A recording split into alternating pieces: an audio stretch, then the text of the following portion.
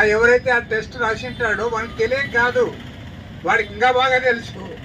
వాడేమంటే డబ్బుల కోసం ఆ టెస్ట్ రాశాడు అంతే తప్ప వాడు ఈ అబ్బాయి యొక్క ఆరోగ్యాన్ని దృష్టిలో పెట్టుకొని రాసింది మాత్రం కాదు. కాబట్టి ఏమంటే ఇవాళ ఒక పెద్ద ఎత్తున దోపిడీ జరుగుతా ఉంది. ఆ దోపిడీ ఎంత దోపిడీ అంటే ఏదో ఒక దగ్గర కాదు, మన ఈశ్వరయ్య అందరికీ ఇది పంపాడు.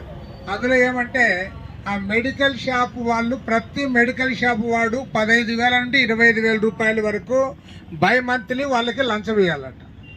తర్వాత ఫార్మ్ నంబర్ 35 అని ప్రతి మెడికల్ షాప్లో వాడు బోర్డు వేసి పెట్టింటాడు. అది కూడా ఫేక్ అనమాట. దానికి అది రిజిస్టర్డ్. ఆ ఫేక్ పెట్టుకున్నందుకు వాడు 35,000 రూపాయలు లంచం ఇవ్వాలట. 35,000 ప్రతి నెల.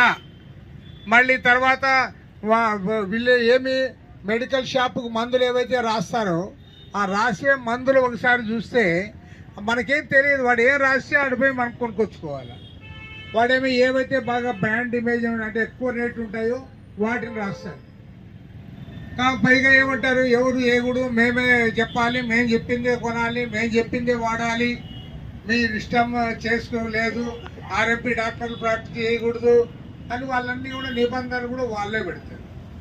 ఇప్పుడేమంటే ఇప్పుడు మొత్తం ఇదంతా కూడా ఆల్రెడీ మన ఆంధ్ర రాష్ట్రంలో ఏమంటే గతంలో రాజశేఖర రెడ్డి ఉన్నప్పటి నుంచే స్టార్ట్ అయింది, ఆరోగ్యశ్రీ అని వచ్చింది. కాబట్టి బ్రహ్మాండంగా ప్రైవేట్ కాలేజీలు ప్రైవేట్ ఆసుపత్రులు వాళ్ళు వెలిగిపోతా ఉన్నారు, వాళ్ళకే డబ్బులన్నీ పోతా ఉన్నాయి. Even government